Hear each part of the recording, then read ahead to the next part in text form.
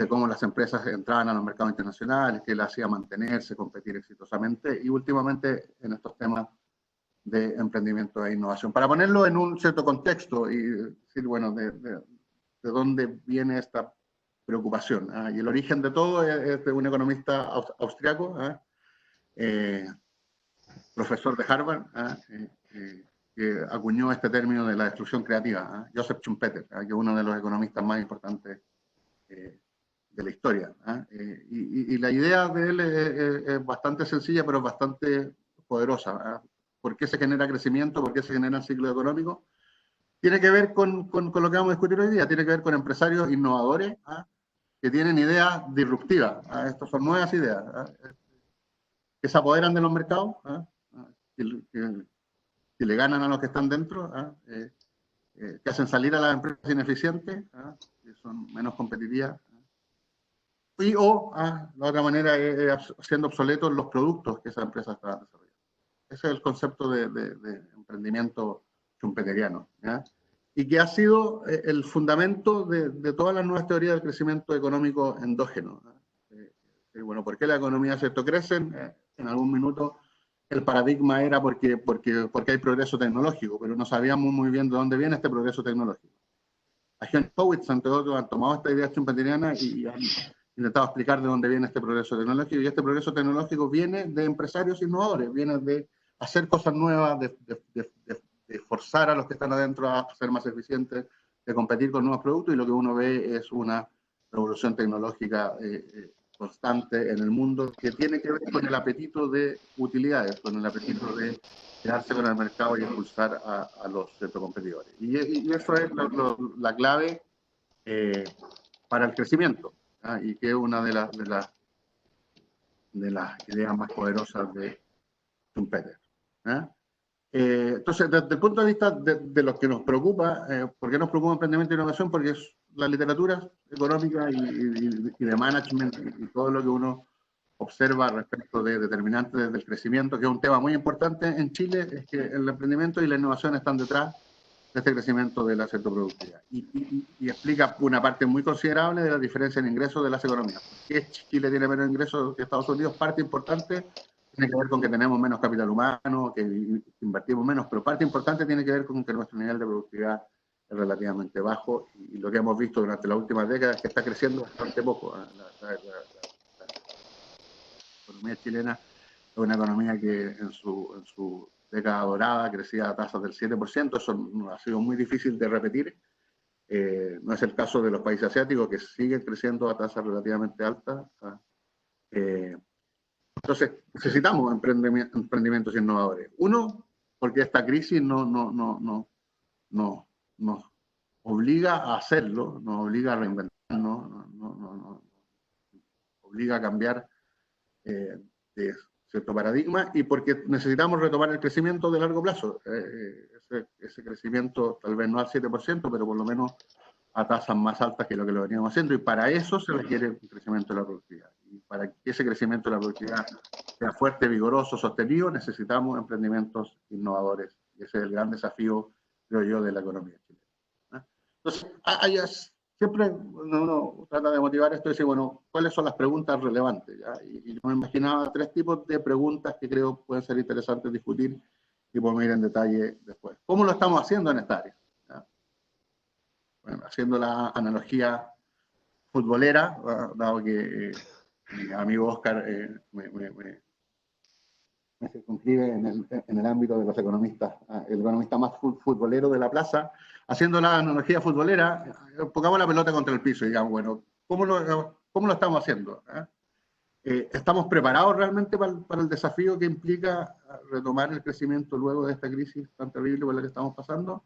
¿Y qué es lo que podemos hacer? Y aquí voy a reflexionar primero sobre cómo lo estamos haciendo, qué cosas sabemos, qué cosas no sabemos y qué cosas podríamos hacer, y al final voy a hacer un par de reflexiones que tienen que ver con 2 cosas en las cuales estoy más vinculado, que es el tema de las universidades, por mi cargo de director de escuela, y además en el tema de las políticas públicas, que he analizado bastante el rol y el impacto de las políticas públicas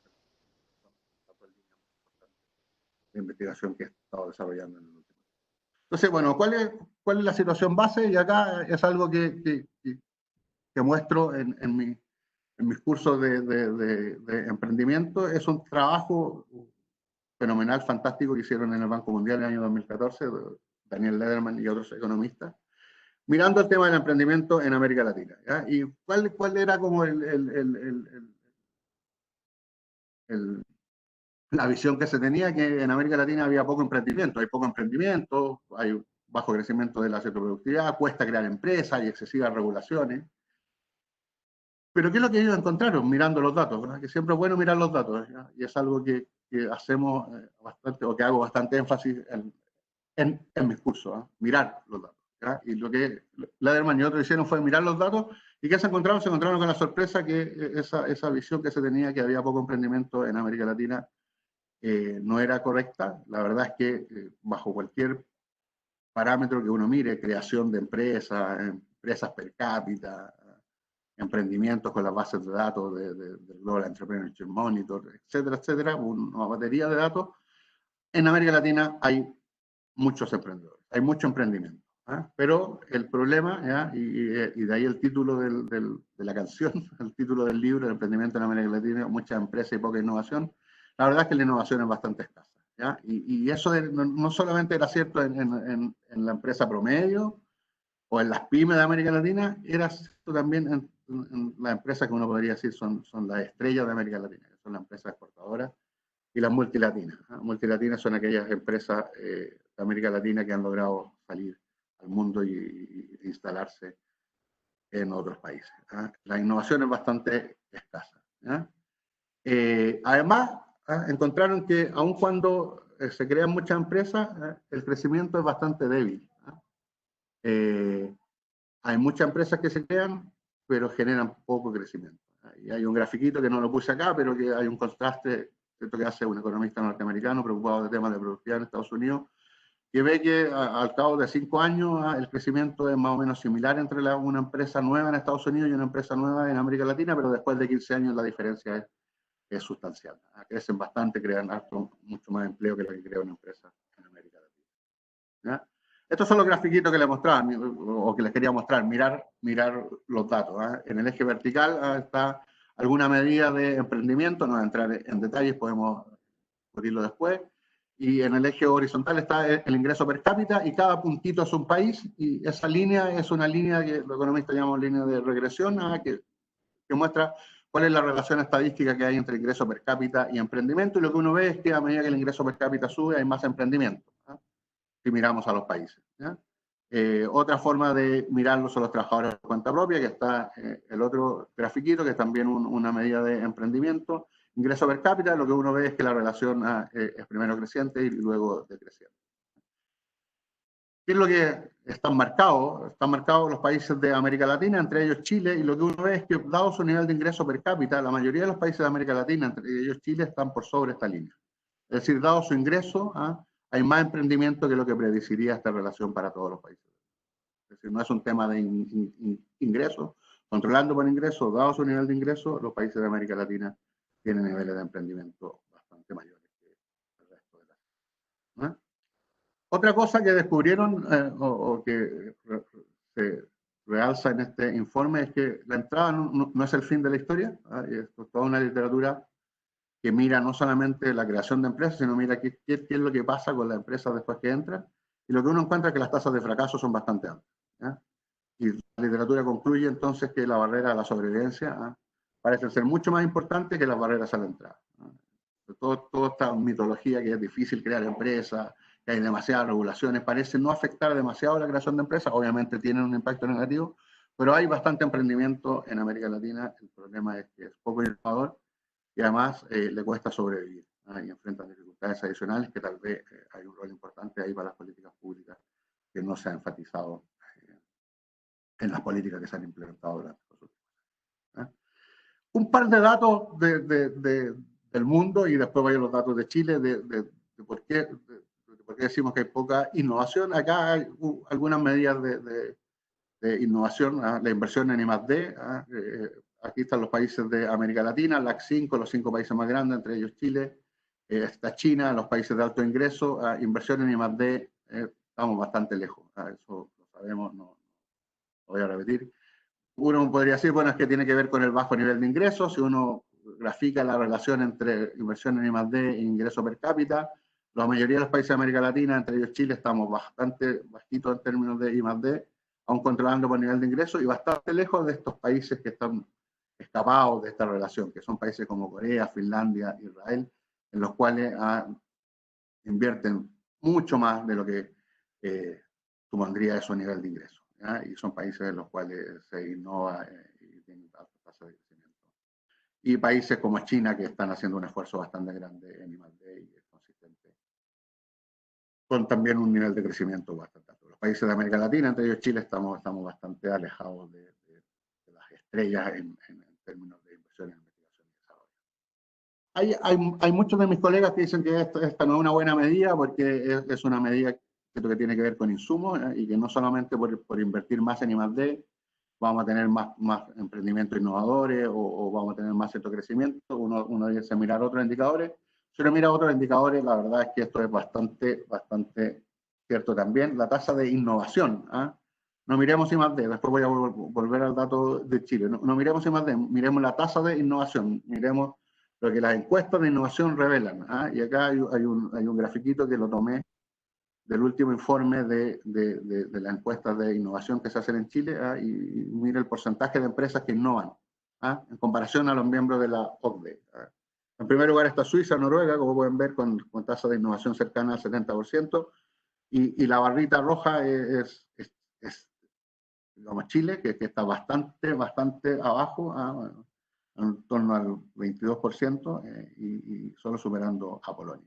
Entonces, no. ¿Cómo lo estamos haciendo? La verdad es que lo estamos haciendo bastante mal si uno mira tasa de innovación, o si mira inversión en I+D, que a algunos no les gusta porque dice que es un insumo para la innovación. Ya les mostré resultados en innovación y la respuesta es más o menos similar. Esto es lo que ha pasado en Chile. Miren, fíjense en esta línea que es el porcentaje del PIB que se invierte en I+D, a pesar de un montón de esfuerzos de políticas públicas, de la ley de crédito tributario para la I+D, un montón de esfuerzos de la Corfo.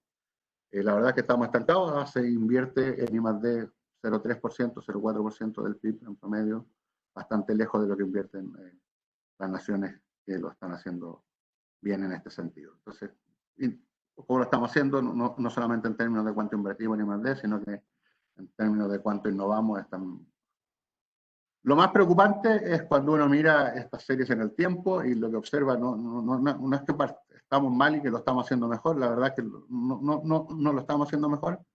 El porcentaje de empresas que innovan ha venido cayendo durante el tiempo. Si miramos un tipo de innovación, esta que está acá, innovación total, era 16% en la encuesta de 2013-2014, cayó a 15% en la encuesta de 2015-2016, 2017-2018 cae a un 14%. Entonces, partimos mal, estamos rezagados del resto del mundo y no se observa que lo estemos haciendo mejor ni en términos de la inversión que hacemos en I+D, ni en términos del porcentaje de empresas que innovan. Si miramos patentes, es lo mismo, los patentamos poco. Y otro rasgo relevante que quería hacer mención es el tipo de emprendimiento. Mayoritariamente el emprendimiento es lo que se denomina por necesidad. Hay dos formas de mirarlo esto en la encuesta.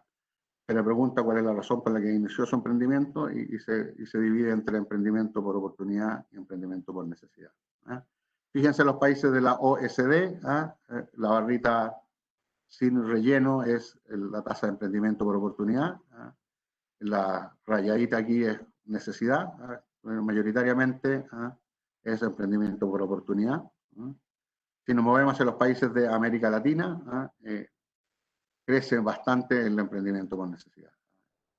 Una relación bastante mayor y que es parte de las preocupaciones respecto de qué es lo que va a pasar luego de esta crisis con el tipo de emprendimiento que se crea. El tipo de emprendimiento por necesidad es un tipo de emprendimiento que se crea porque el mercado laboral es incapaz de generar los puestos de trabajo requeridos, y eso hace que se creen estas empresas que surgen como una manera alternativa, pero la verdad es que desde el punto de vista de la destrucción creativa schumpeteriana, está bastante lejos de un paradigma disruptivo, tiene poco impacto sobre la productividad y es más bien un medio para afrontar una situación de escasez de creación de puestos de trabajo, y eso es algo que es bien desafiante para los próximos años. De qué manera podemos retomar el crecimiento del empleo, pero también cómo poder retomar la tasa de creación de empresas, pero creación de empresas que sean innovadoras y que generen mayor crecimiento y generen más empleo. ¿Cómo podemos mejorar? Hay varias cosas que este reporte que les mencionaba sugiere que son importantes para que las empresas innoven más, para que se genere mayor emprendimiento. Uno tiene que ver con la competencia.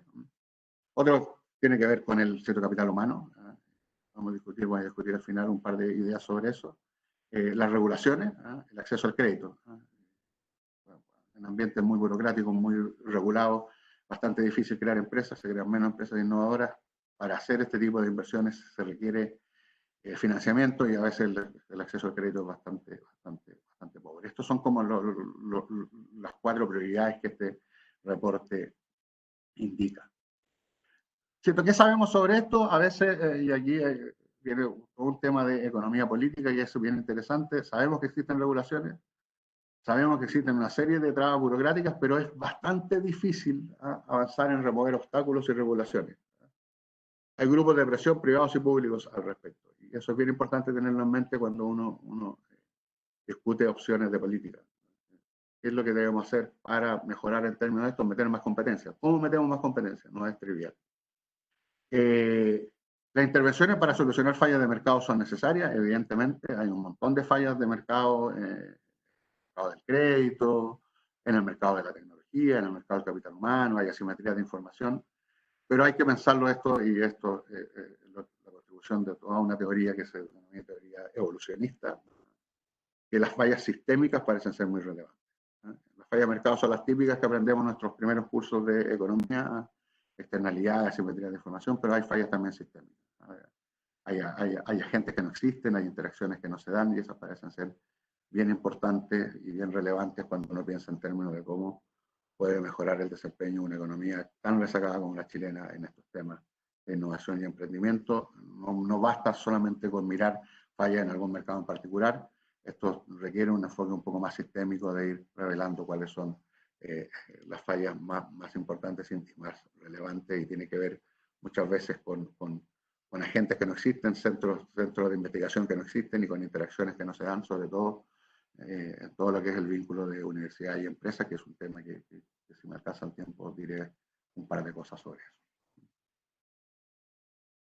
¿Qué nos gustaría saber? Y aquí está el desafío para los que estamos en la academia y hacemos investigación, y es el desafío que uno le plantea a los estudiantes cada vez que mira cuáles son los factores que explican los emprendimientos innovadores. ¿Por qué hay economías en las cuales esto es más prevaleciente, o hay sectores en los cuales es más importante y es más relevante? ¿Cómo podemos incentivarlo? ¿Qué tipo de políticas, qué tipo de instrumentos se requieren? ¿Basta solo con la mayor competencia, o a la mayor competencia hay que apoyarla con medidas complementarias? ¿Cuál es la importancia de las características de los individuos y su entorno? Los incentivos que ellos enfrentan. Pueden ser muy relevantes los incentivos, pero la verdad es que hay características de los individuos que lo hacen más innovadores, más emprendedores, y eso es bastante difícil de observar por parte de las agencias cuando diseñan el tipo de instrumentos que se requieren, o cuando uno contrata a alguien. A veces es complicado inferir si de verdad tiene las características que se requiere para innovar al interior de la empresa. Innovar y emprender, la literatura sugiere, no solamente tiene que ver con crear una empresa nueva, sino que puede ser también desarrollar esa innovación y ese emprendimiento al interior de la empresa. Eso es bastante difícil de medir cuáles son esas características y cómo podrían ser importantes cuando uno toma la decisión de innovar y emprender al interior de la empresa. ¿Cuáles son las barreras más relevantes a identificar? El informe del Banco Mundial dice competencia, capital humano, pero bueno, ¿cuáles son las más relevantes?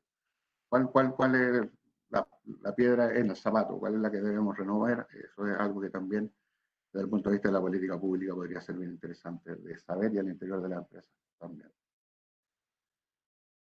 Me queda tiempo, Oscar, ¿no?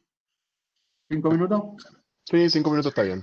sea, voy a hacer dos reflexiones finales, una desde el punto de vista de las universidades y otra del impacto de las políticas públicas en general. Universidad y emprendimientos innovadores. Si uno mira la literatura, el vínculo universidades-empresas es algo mucho más relevante en Estados Unidos de lo que es en Chile. Hay otros países en los cuales también esto es mucho más común. Y la pregunta es ¿por qué? ¿Por qué desde la universidad en Estados Unidos surgen empresas, startups, spin-offs?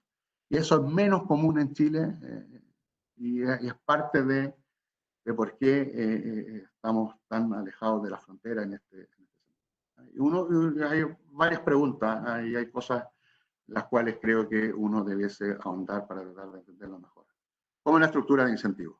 Y hay temas de propiedad intelectual que son súper importantes y en Estados Unidos el gran surgimiento de estas startups y spin-offs de las universidades surge cuando cambia la propiedad intelectual y es el innovador, el emprendedor dentro de la universidad quien tiene esa propiedad intelectual y algo que es más difícil de establecer en Chile y muchas veces tenemos ciertas dudas respecto de ello y eso inhibe este tipo de círculo virtuoso.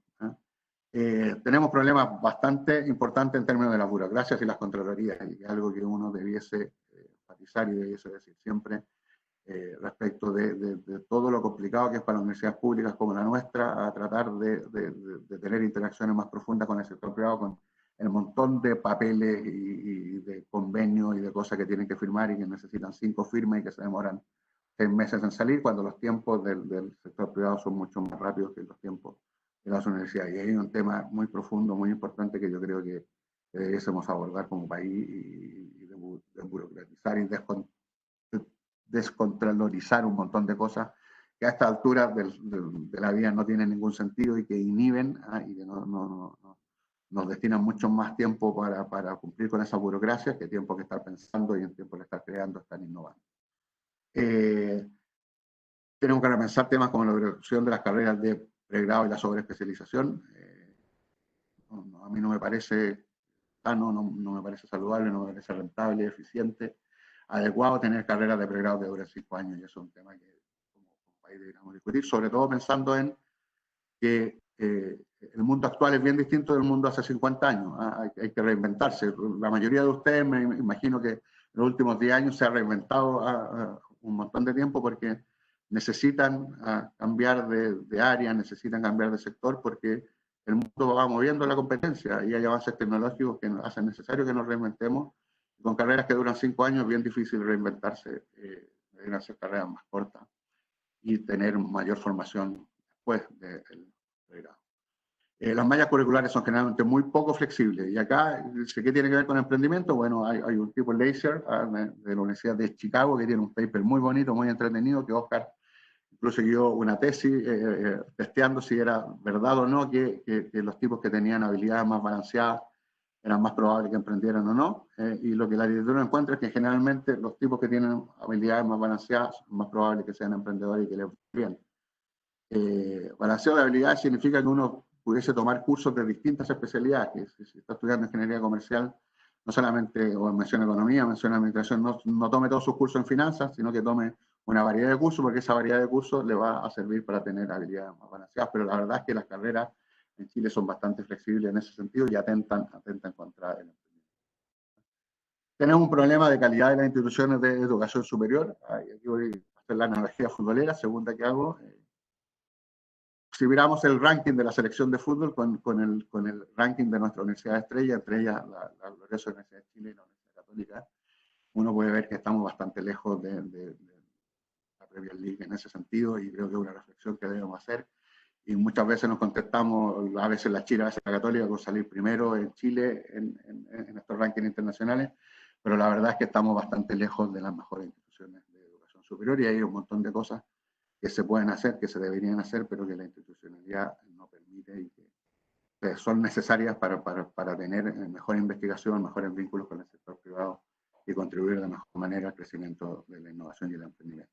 Y el tema de la interacción entre empresas y universidades, con la escasez de incentivos que hay para la cooperación, dada la burocracia y la contralorización que tenemos de muchas de nuestras actividades.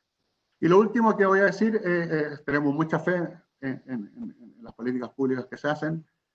Pero de verdad, la literatura hace sentir que hay que repensar bastante todas las cosas que se han hecho, no solamente en Chile, y aquí voy a poner un ejemplo, un trabajo de Cho y Honorati del 2014 que revisa 37 evaluaciones de impacto en países en desarrollo de políticas pro emprendimiento. Estas son básicamente de microemprendimiento, pero 37 evaluaciones. Evaluaciones bien serias, cada una con su contrafactual, la mayoría experimentos, y lo que se encuentra es algo bastante desolador. Miremos el circulito, si que lo pueden ver ahí. El circulito muestra de todos los impactos que se evaluaron, todos los coeficientes beta, cuántos fueron significativos y siendo positivos, solo el 28%. En todos los demás impactos, el impacto es no significativo e incluso en algunos es negativo. La mayoría de las intervenciones tienen poco impacto, se hacen muchas políticas pro emprendimiento, pro innovación, y la verdad es que la evidencia es bastante poco alentadora respecto de, dadas estas deficiencias que tenemos, ¿podemos hacer algo? Sí, podemos hacer algo, pues necesitamos hacer mucho, sobre todo después de esta crisis, donde necesitamos retomar el crecimiento, necesitamos generar más empleo, pero el desafío es bastante mayúsculo y es algo que deberíamos tener en cuenta y no buscar los atajos que siempre buscamos para llegar a lo que queremos. Creo que la analogía con el fútbol nuevamente, Bielsa nos demostró que podíamos. Podemos hacer lo mismo con innovación y con emprendimiento, claro que podemos, pero necesitamos tal vez un Bielsa en ese sentido. Muchísimas gracias y espero sus preguntas. Muchas gracias, Roberto. Muy interesante, muy completa la exposición con los datos. Em, yo voy a simplemente a tratar de resumir que primero que nada agradecer a toda la gente que ha mandado preguntas. Tengo registradas preguntas de Felipe Contreras, Víctor Jacks, Elena Yagui, Cristian Rifo, William Phillips, Matías Ayaker, Martín Lobos, Horacio Ampuero, Sergio Kirberg, Álvaro Ruiz, Rafael Mellafe. Si me salto a alguien, me disculpan, pero quería agradecerles su entusiasmo y algunas personas incluso nos han mandado incluso hipótesis, Roberto. Así hay como hay varios papers aquí. Hay varios papers, hay varias tesis. Pero déjame resumirla y juntarlas un poquito. Voy a partir por las preguntas un poquito más ñoñas, si tú querís, digamos, porque hubo varias personas que les picaste la curiosidad con alguno de tus datos. ¿Ya? Como que les dijo, a ver, un momentito, eh, tú tienes información sobre cuáles, si uno tuviera que caracterizar el tipo de empresas que más innovan y las que no innovan, si es la distribución en Chile, digamos, la distribución a través de sectores o a través de otras características tipo tamaño de las empresas, o si las empresas, por ejemplo, que tienen un poquito de propiedad extranjera, tienden a ser las que más innovan versus las nacionales. Tenemos los datos para poder decir algo al respecto de eso en Chile?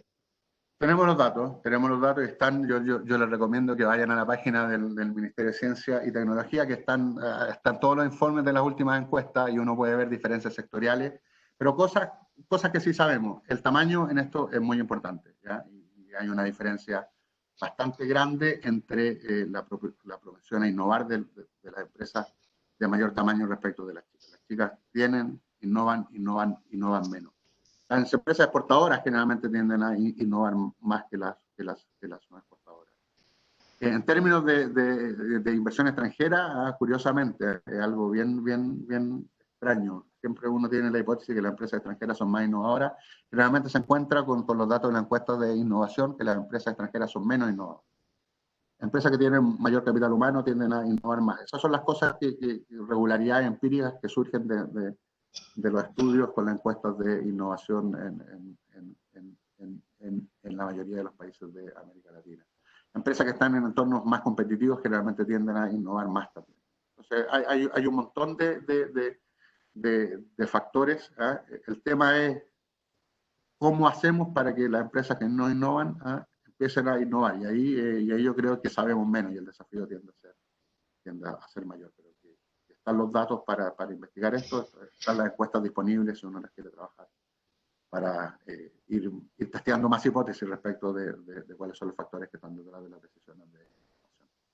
Perfecto. Hubo varias preguntas que les picaste un poquito la curiosidad cuando mencionaste que había fallas sistémicas, o sea, ya no un problema clásico de externalidades o qué sé yo, faltas de coordinación y las clásicas cosas que estudiamos, sino más bien infraestructura de mercado, por así decirlo, completa que faltaría, ¿no es cierto? Y algunas personas pidieron si pudieras darle un doble clic. Cuando tú te refieres a fallas sistémicas en Chile, ¿dónde crees tú, dónde está el mayor problema? ¿Qué es lo qué es lo que nos falta? ¿Nos faltan los inversionistas ángeles, lo esto, lo otro? ¿Qué es lo dónde está eso? ¿Dónde lo identificas tú? A ver, hay agentes inexistentes o de escasa presencia.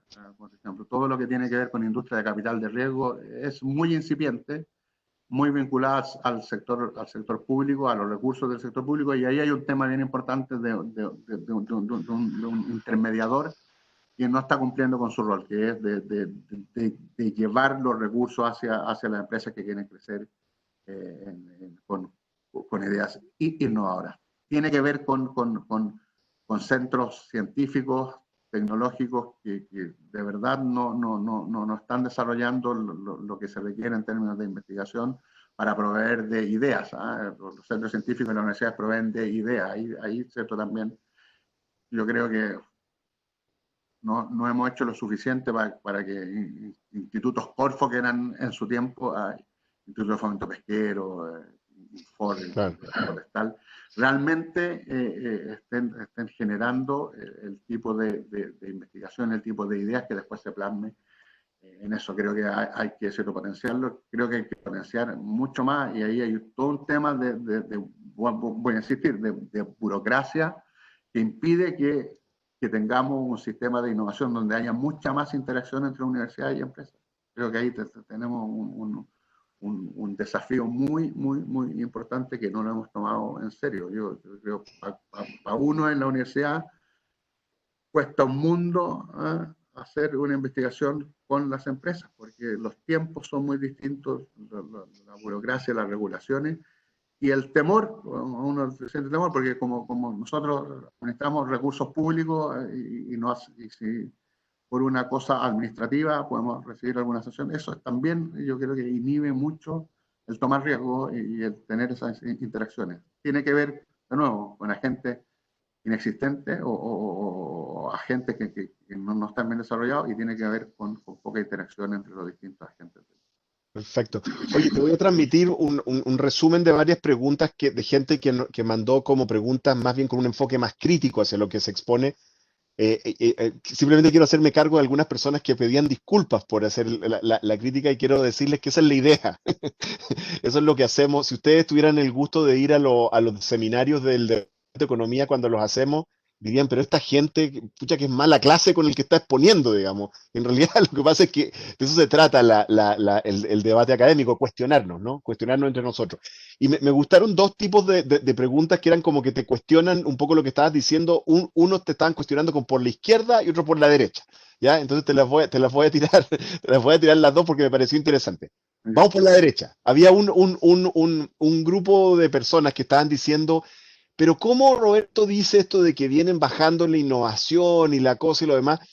Y en el último tiempo hemos tenido todas estas noticias sobre emprendedores chilenos que han sido tan exitosos, ¿no es cierto? Hemos tenido el Corner Shop, hemos tenido este cabro que es de la FEN, el Notco, ¿no es cierto? El de las No, hamburguesas que no son hamburguesas, que ahora por si acaso las comemos en mi casa regularmente, etcétera, etcétera. Y como que él decía que no le hace sentido, que ha habido, que uno ve en el mundo, una persona decía que uno veía en el mundo, por así decirlo, de la empresa chilena, jóvenes que están haciendo cosas y todo lo demás, y cuestionaba un poco si es que nuestras cifras estarán realmente midiendo correctamente esto. Eh, y si no, será que estamos quedándonos en cifras como medio formales. Creo que tú anticipaste algo de esa crítica cuando dijiste las objeciones que algunos de nuestros colegas hacen a la medida de I más D, ¿no es cierto? Y eso se relaciona también con alguna gente que está diciendo, ¿y cómo cuentas tú una innovación? O sea, ¿qué demonios? ¿Cómo vas a saber tú que alguna innovación? O sea, hasta que ya renta, y eso es muchos años después. No sé cómo te puedes hacer cargo de ese lado, y después te hago el de la izquierda. ya, vamos por ese lado. Obviamente, uno siempre hay errores de medición. Uno no puede decir que esta es la mejor medida, pero uno tome la medida que tome. Y yo le mostré porcentaje de firmas que innovan, inversión en I+D, las patentes. Tomen la medida que tomen, nuestro desempeño comparado es bastante pobre. Y no hemos ido mejorando. Obviamente hay un montón de casos exitosos y casos exitosos han existido siempre y hay casos exitosos en Argentina, en Colombia y una de mis presentaciones alguna vez para el Banco Interamericano del Desarrollo fue de innovadores exitosos en América Latina y uno encuentra y hay premios y todo. Pero el problema es que eso es una cola de la distribución. ¿Ya? Y cuando uno mira la cola de la distribución, generalmente se lleva mensajes erróneos. Lo que estamos diciendo es, en Chile, en promedio, las empresas innovan muy poco. Hay poco emprendimiento creativo. A lo mejor hay más que hace 50 años atrás, pero de verdad siguen siendo pocos los ejemplos. Cuando uno mira todos los datos, no solamente la encuesta de innovación, porque la encuesta de innovación dice, se le pregunta, ¿usted durante los últimos 2 años introdujo la innovación de cierto producto? Y es bien subjetivo, ¿eh? Pero es así subjetivo en Estados Unidos, en Europa, en todas partes es subjetivo. Y salvo que uno tenga alguna evidencia de que hay mayor subjetividad en algún lado que en otro, la verdad, por ley de los grandes números, de veras, eso no será un factor importante. Creo que quedarnos con los casos exitosos, muchos de estos estudiantes FER que no se enorgullecen, quedarse solo con esos casos creo que es un error. Creo que lo uno tiene que mirar son todas las cifras rurales, distintos indicadores, y la verdad que si uno mira distintos indicadores, el mensaje es más parecido con lo que yo estoy diciendo, creo, y mirar ciertos casos en particular. Perfecto. Ahora te voy a llegar con el lateral izquierdo, Roberto. Y te voy a tirar a un lateral izquierdo que se llama Mazzucato. No sé si hayas escuchado hablar. Sí, sí, sí. Entonces, también hay un grupo de participantes que pregunta por ese lado y dice, a ver, primero que nada, algunas personas dicen, ¿qué es lo que pasa que en Chile está esta percepción, ¿no es cierto? Que de repente tú puedes hablar un poco sobre ella, de que Chile está como perpetuamente atrapado en un cierto perfil productivo y que en realidad nos cuesta mucho, algunas personas le dicen, avanzar hacia sectores de mayor valor agregado, alguna gente incluso habla directamente, por ejemplo, del sector del cobre y la idea de que uno produzca otras cosas derivadas del cobre, etcétera. Aparece en algunos comentarios la palabra extractivismo, digamos, entre algunos de nuestros participantes, ¿no? Está por un lado esa visión, ¿no es cierto? Y la pregunta de por qué estamos ahí, por qué no logramos salir, ¿no es cierto? Pero también hay algunas de estas mismas personas y otras, digamos, que levantan el tema de cuál es el rol del Estado en esto, ¿no?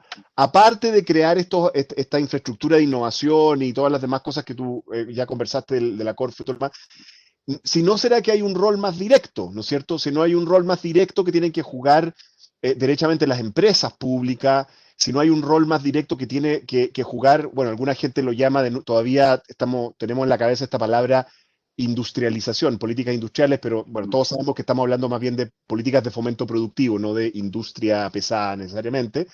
Eh, y cuál es la evidencia que existe respecto de eso, ¿no? Incluso algunas personas por ahí me levantaba el tema de que quizá lo que pasa es que estamos en un paradigma en que confía demasiado de esto en las empresas privadas y que debiéramos movernos hacia uno en el cual el rol director de esto lo tenga el Estado de otra manera.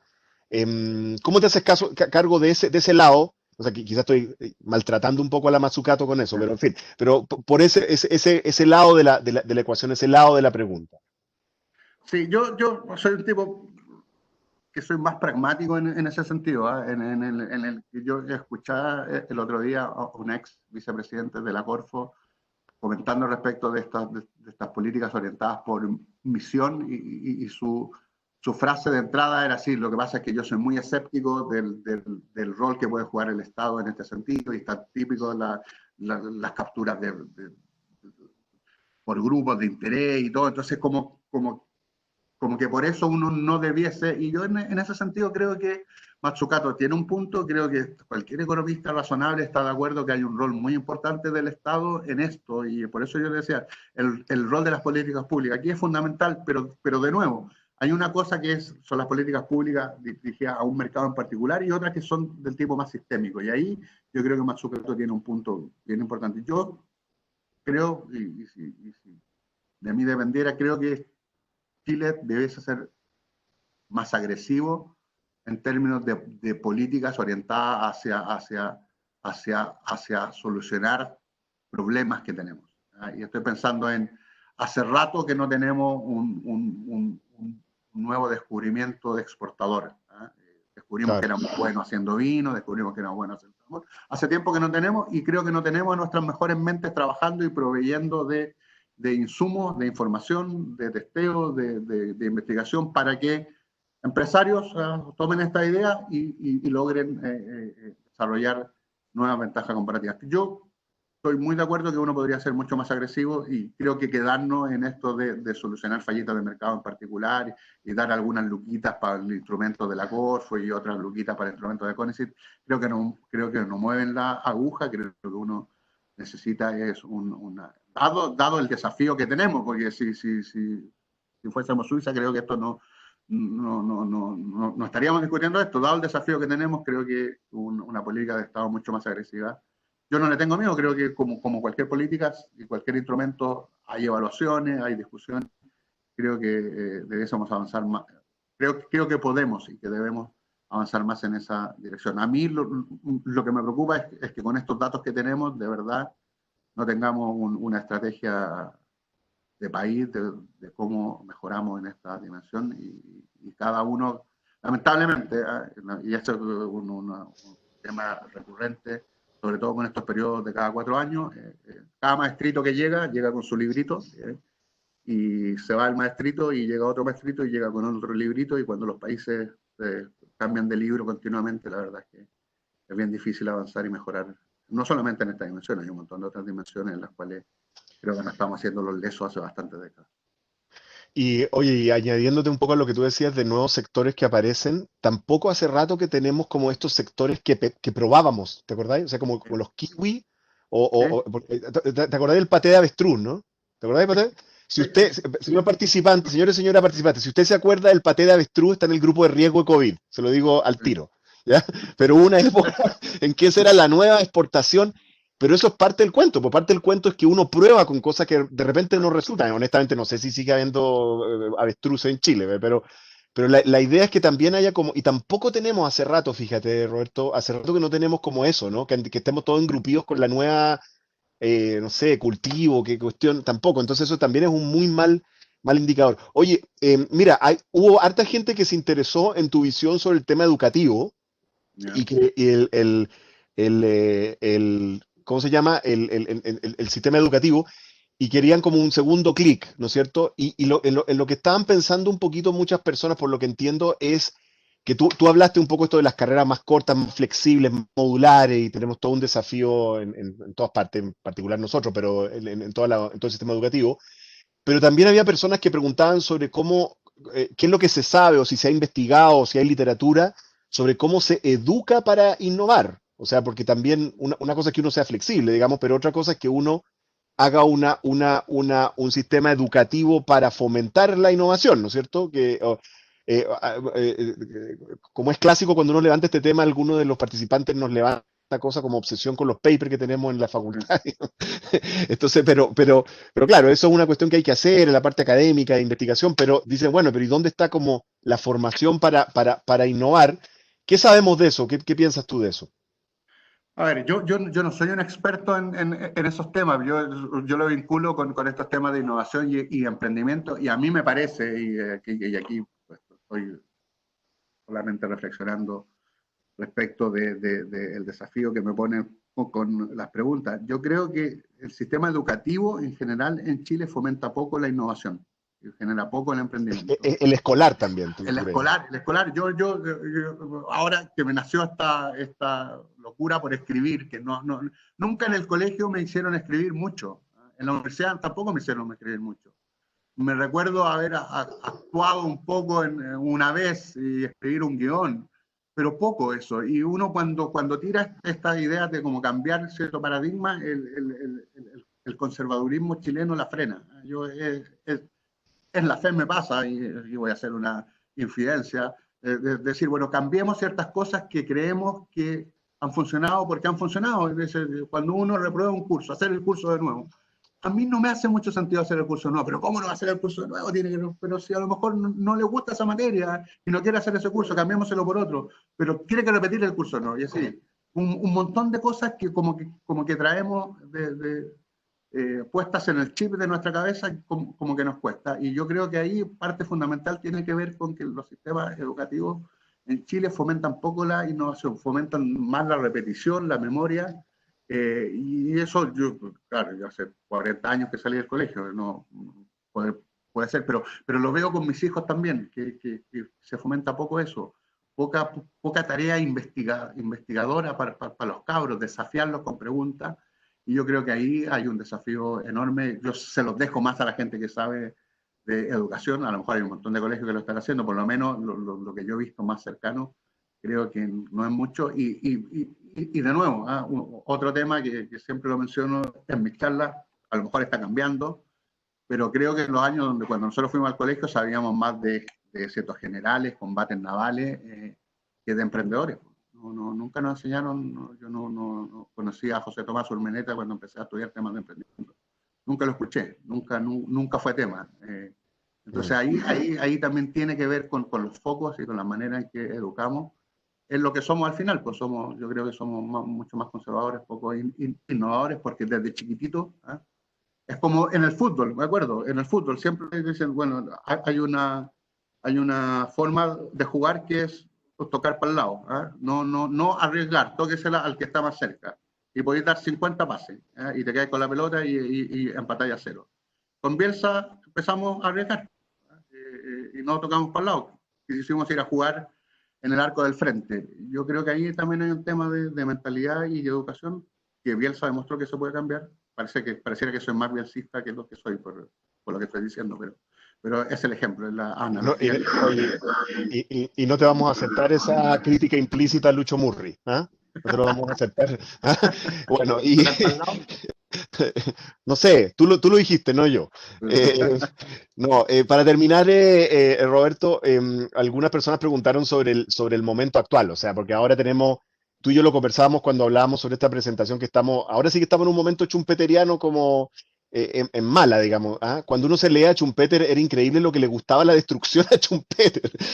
Recuerdo un texto en que él decía que las hiperinflaciones no eran tan malas, ¿ah? Porque Sí. destruían empresas, porque claro, en la mirada como excesiva de la destrucción creativa, cualquier cosa ayuda, ¿no? En cierto modo. Entonces, claro, en este momento estamos en un momento chumpeteriano.